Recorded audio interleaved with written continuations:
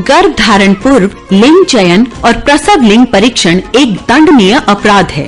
कन्या भ्रूण हत्या करने वाले या करवाने वाले को पकड़वाओ और 1 लाख रुपए इनाम पाओ। राष्ट्रीय स्वास्थ्य मिशन, स्वास्थ्य विभाग, हरियाणा द्वारा जनहित में जारी।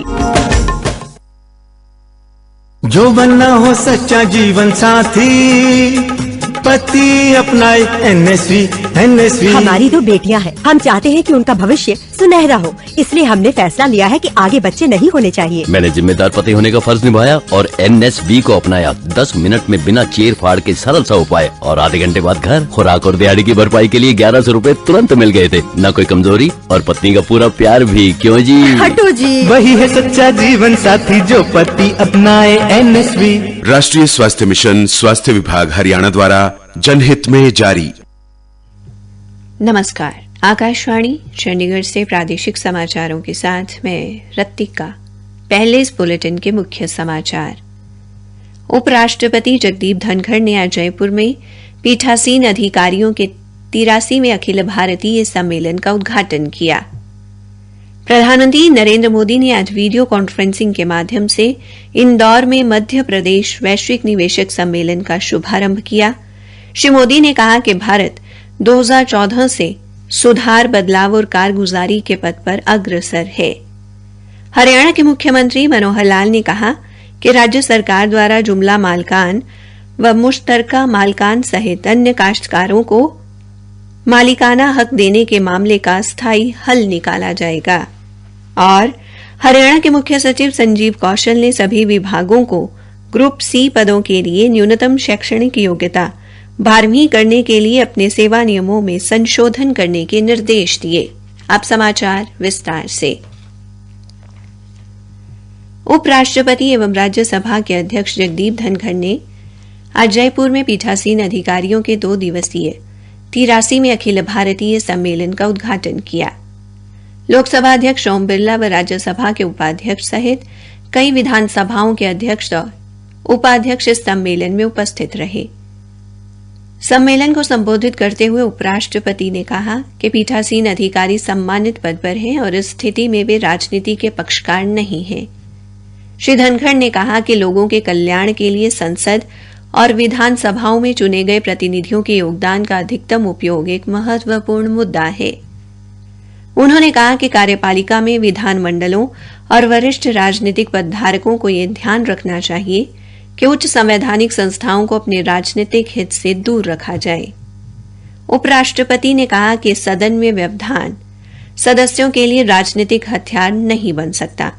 उन्होंने कहा कि लोकसभा, राज्यसभा और विधानसभाओं का वर्तमान परिदृश्य ठीक नहीं है और जनता में इसका संदेश ठीक नहीं जा रहा। उन्होंने कहा कि संसद और विधानसभाओं के सदस्यों को अपने आचरण में सुधार लाना चाहिए। श्री धनखड़ ने कहा कि इस कठिन समय में G20 की अध्यक्षता करना भारत के लिए महत्वपूर्ण है और इस सत्र में लोकतंत्र की जननी के रूप में G20 में भारत के नेतृत्व पर विशेष ध्यान केंद्रित किया जाएगा। सम्मेलन को संबोधित करते हुए लोकसभा अध्यक्ष ओम बिरला ने कहा कि यदि लोगों की भागीदारी अधिक हो तो कानून अधिक मजबूत और प्रभावी होंगे। उन्होंने सदन में वाद विवाद तथा चर्चा के घटते समय पर चिंता व्यक्त की। प्रधानमंत्री नरेंद्र मोदी ने आज इंदौर में मध्य प्रदेश वैश्विक निवेशक सम्मेलन का वीडियो कॉन्फ्रेंसिंग के माध्यम से उद्घाटन किया। इस अवसर पर उन्होंने कहा कि भारत 2014 से सुधार, बदलाव और कारगुजारी के पथ पर अग्रसर है। उन्होंने कहा कि आत्मनिर्भर भारत अभियान ने इसे और गति दी है, जिसके कारण भारत निवेश का आकर्षक स्थल बन गया है। प्रधानमंत्री ने कहा कि वैश्विक अर्थव्यवस्था पर नजर रखने वाले संस्थानों ने भारत में दृढ़ विश्वास व्यक्त किया है। श्री मोदी ने कहा कि भारत के मजबूत लोकतंत्र, युवा आबादी और राजनीतिक स्थिरता के कारण ही यह संभव हुआ है। उन्होंने कहा कि मल्टी मॉडल बुनियादी ढांचे को मजबूत करने पर जोर दिए जाने के कारण देश में निवेश की नई संभावनाएं पैदा हो रही हैं। प्रधानमंत्री ने कहा कि माल गलियारे, औद्योगिक गलियारे, एक्सप्रेसवे और लॉजिस्टिक पार्क भारत की नई पहचान बनते जा रहे हैं। हरियाणा के राज्यपाल बंडारू दत्तात्रेय ने आज पूर्व प्रधानमंत्री स्वर्गीय लाल बहादुर शास्त्री की पुण्यतिथि पर उन्हें श्रद्धांजलि अर्पित की। उन्होंने कहा कि लाल बहादुर शास्त्री नैतिक मूल्यों में विश्वास रखते थे और सादा जीवन व उच्च विचार वाले व्यक्तित्व के धनी थे। अंबाला और भिवानी में भी आज विभिन्न सामाजिक एवं राजनीतिक संगठनों के लोगों ने पूर्व प्रधानमंत्री लाल बहादुर शास्त्री की पुण्यतिथि पर उन्हें श्रद्धा सुमन अर्पित किए। हरियाणा के राज्यपाल बंडारू दत्तात्रेय ने प्रदेशवासियों को राष्ट्रीय युवा दिवस की शुभकामनाएं दी और युवाओं का स्वामी विवेकानंद की शिक्षाओं, राष्ट्रीयता की भावना, देशभक्ति, विविधता में एकता और समावेशिता को आत्मसात करने का संकल्प लेने का आह्वान किया।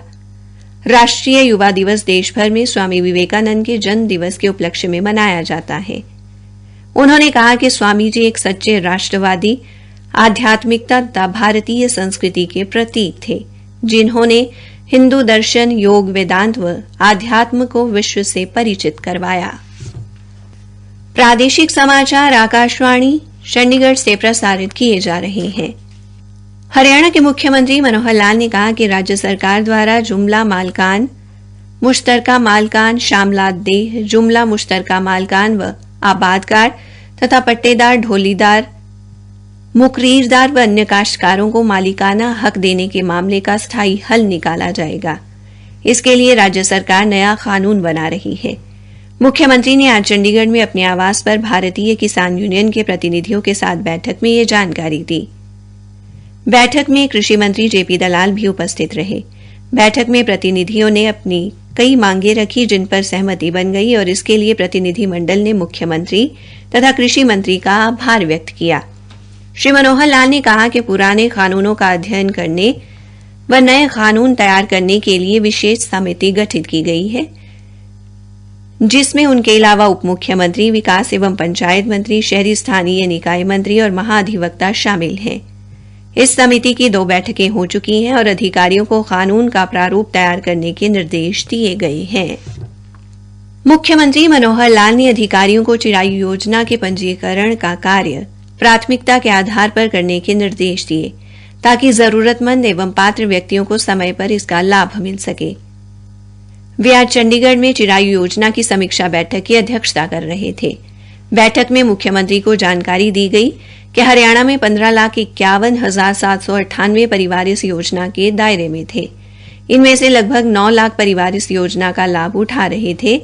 इस योजना को लागू करने से प्रदेश में अब लगभग 20 लाख परिवार और जुड़ गए हैं।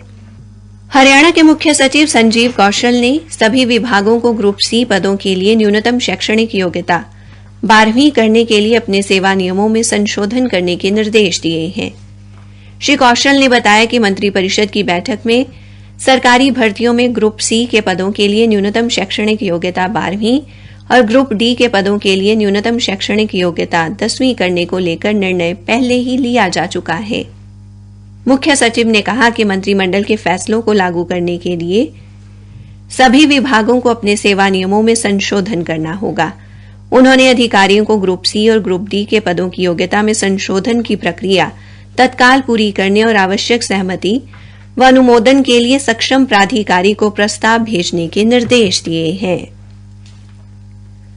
हरियाणा योग आयोग द्वारा भारत तिब्बत सीमा पुलिस के भानु स्थित प्राथमिक प्रशिक्षण केंद्र में आज सूर्य नमस्कार कार्यक्रम का आयोजन किया गया, जिसमें हरियाणा के राज्यपाल बंडारू दत्तात्रेय ने मुख्य अतिथि के तौर पर शिरकत की।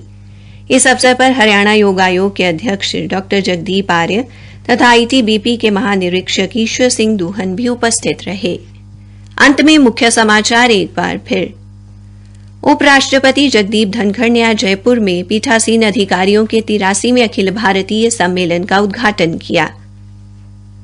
हरियाणा के मुख्यमंत्री मनोहर लाल ने कहा कि राज्य सरकार द्वारा जुमला मालकान व मुश्तरका मालकान सहित अन्य काश्तकारों को मालिकाना हक देने के मामले का स्थायी समाधान निकाला जाएगा। इसी के साथ प्रादेशिक समाचार समाप्त हुए। गर्भ धारण पूर्व लिंग चयन और प्रसव लिंग परीक्षण एक दंडनीय अपराध है। कन्या भ्रूण हत्या करने वाले या करवाने वाले को पकड़वाओ और 1 लाख रुपए इनाम पाओ। राष्ट्रीय स्वास्थ्य मिशन, स्वास्थ्य विभाग हरियाणा द्वारा जनहित में जारी।